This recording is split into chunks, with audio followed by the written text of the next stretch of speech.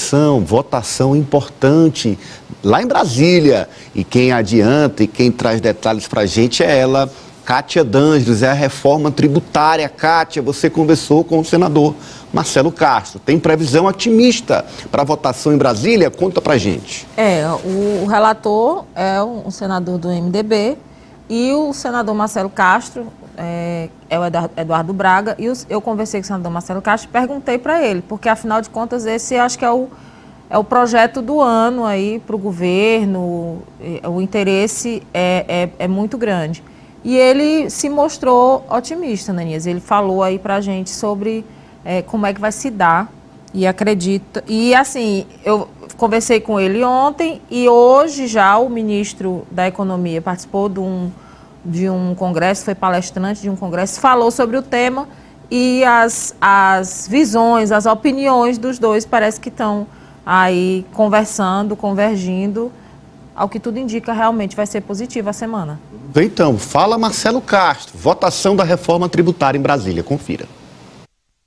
Bom, nós estamos preparados a, na próxima semana, votar a reforma tributária.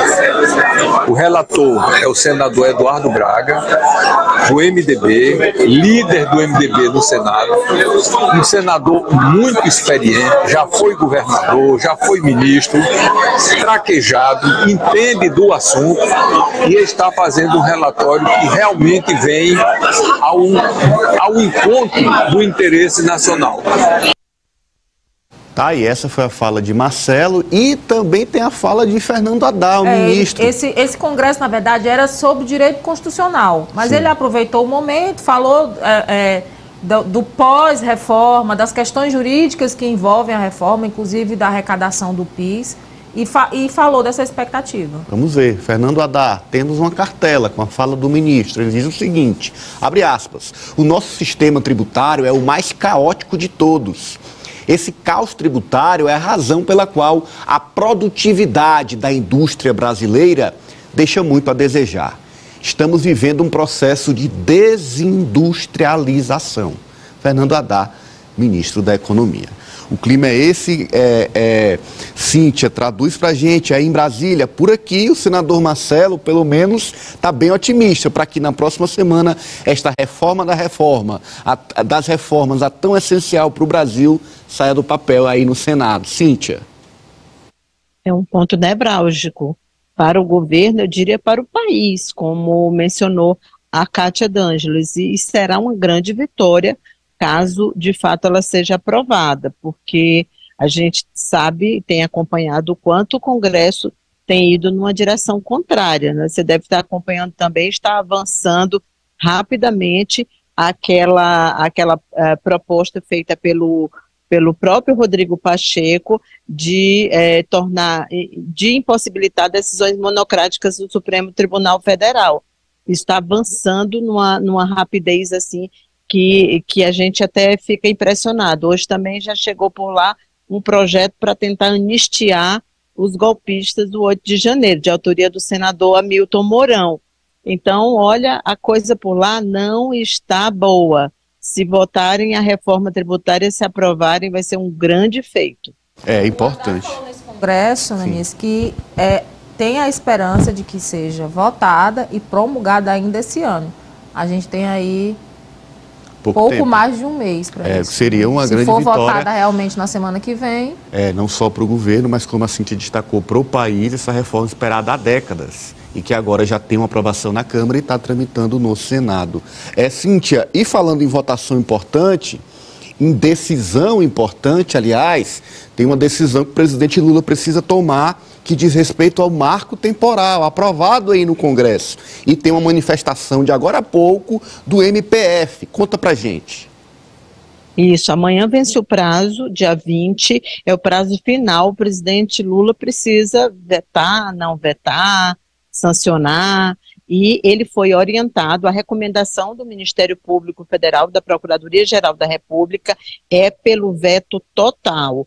É assim também que querem as ministras Marina Silva, do Meio Ambiente, a ministra Sônia Guajajara, dos Povos Indígenas, o ministro Silvio Almeida, dos Direitos Humanos, que também entregaram seus relatórios para o presidente Lula.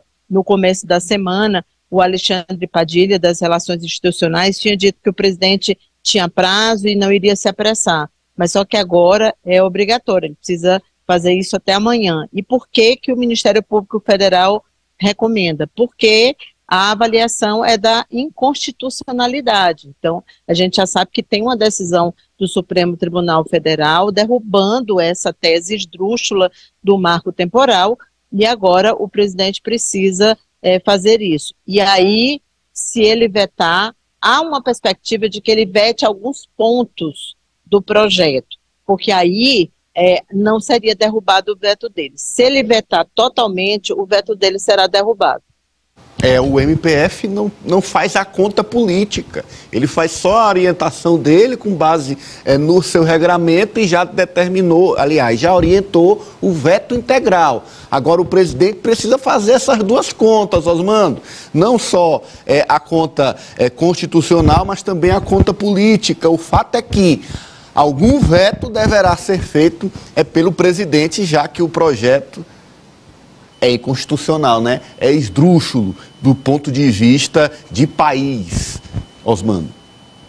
Eu acho que o presidente Lula irá na linha do que decidiu o Supremo Tribunal Federal e deverá vetar substancialmente a essência do que o Senado aprovou. Em relação à reforma tributária, eu não estou querendo desestimular, tirar o entusiasmo dos companheiros, sobretudo transmitido pela Cátia em relação à manifestação do senador Marcelo Castro, mas tem uma decisão nova de hoje, que o relator da reforma tributária no Senado, o senador Humberto Eduardo Braga, disse hoje que deve entregar a proposta até dia 1º de novembro. É a segunda vez que Braga adia a apresentação do texto. A previsão anterior era de entregar na terça-feira, dia 24, e a anterior era dia 4 de outubro. Ele já adiou 2 vezes e anunciou hoje que novamente está adiada a apresentação do texto. Sem ser nessa semana que vem, na outra, dia 1º de novembro. Como diria minha mãe, até dia 1º tem muito tempo. Tem muita coisa para acontecer, muita negociação.